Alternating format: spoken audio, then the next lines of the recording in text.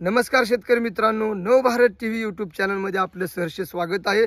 तर शेतकरी मित्रांनो, आता सध्या बरेचशा ठिकाणी अवकाळी पाऊस पडत आहे। अशा वेळी वातावरणात बदल होत आहे। मग आपल्या शेतकऱ्याला वाटतं की मिरचीची लागवड किंवा अन्य इतर पिकं कुठली असतात ती करावी।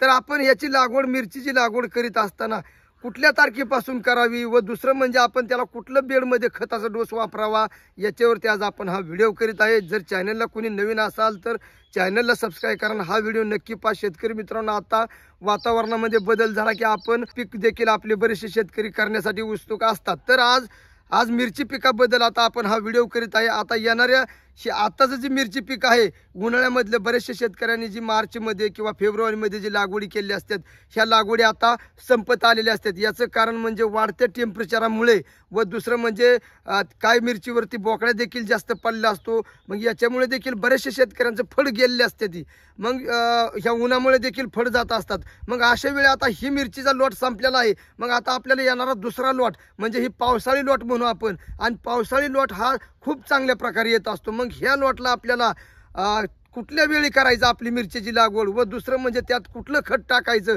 जेणेकरून आपली मिरचीची झाडं चांगल्या प्रकारे येणार आहे। आणि ज्या शेतकऱ्यांच्या शेताला जर पाणी लागत असेल तर त्या शेतकऱ्यांनी कमीत कमी बेडवरती तर मिरचीची लागवड करावी, अन्यथा त्या शेतकऱ्यांनी निचऱ्याचं रान बघून तिथं मिरचीची लागवड करावी, कारण मिरची पिकाला जास्त पाणी चालत नाही। तर शेतकरी मित्रांनो, मिरचीची लागवड 15 मे पासून 1 जून पर्यंत आता ज्या शेतकऱ्यांना पाणी आहे त्या शेतकऱ्यांनी अवश्य करावी, कारण वातावरणामध्ये थोडासा बदल झाला आहे। दिवसांदिवस थोडा करून खाणं पण पाऊस येत असतो। मग अशा वेळी आपण ही योग्य वेळ आहे आपली मिरचीची लागवडीची, कारण आता सध्या जरी आपण लहान रोपं आणली तरी देखील चांगल्या प्रकारे कळपी लागत असतात। हवा सुटली की ती कळपी लागतात। त्याच्यामुळे आपण मिरचीची लागवड 15 मे ते 1 जून पर्यंत आता लागवड करावी। आणि दुसरं म्हणजे ज्या शेतकऱ्यांना आता सध्या लागवड करायची त्या शेतकऱ्यांनी बेडमध्ये बेसल डोस वापरा। जर शेतकरी बेडमध्ये जर लागवड करीत असतील तर बेसल डोस वापरा। याचं कारण म्हणजे ज्या वेळेस पाऊस काळ भरपूर होतो त्यावेळेस ती खत आपल्या पिकाला लागू होतं।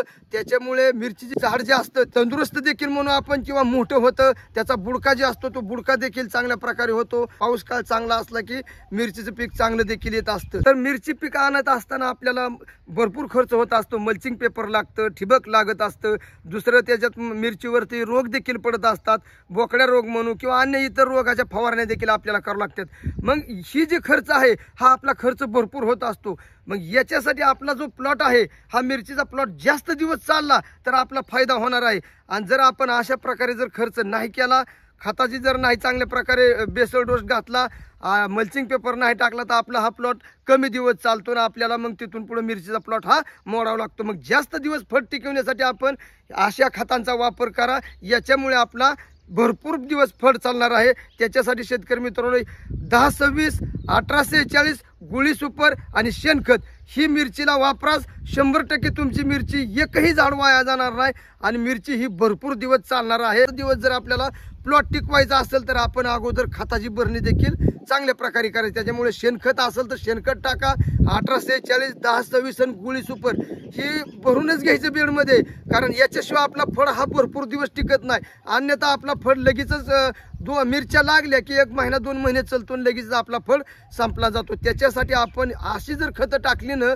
तर आपला फळ हा भरपूर दिवस टिकणार आहे।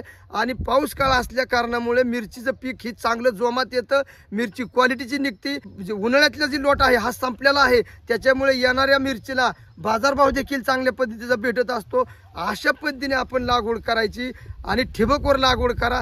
सगळ्यात भारी आपली ठिबकवर मिरची येत असते, कारण मिरची पिकाला ही जास्त पाण्याची गरज नसते, मिरची पिकाला कमीच पाणी लागत असतं। जास्तीत जास्त शेतकऱ्यांनी मल्चिंग पेपरचा जर वापर केला तर खूप चांगल्या प्रकारे आपली मिरची पीक निघणार आहे। तर मित्रांनो, व्हिडिओ आवडला तर व्हिडिओला लाईक करा, चॅनलला सबस्क्राईब करा। भेटूया असंच पुढील व्हिडिओमध्ये, तोपर्यंत नमस्कार, धन्यवाद।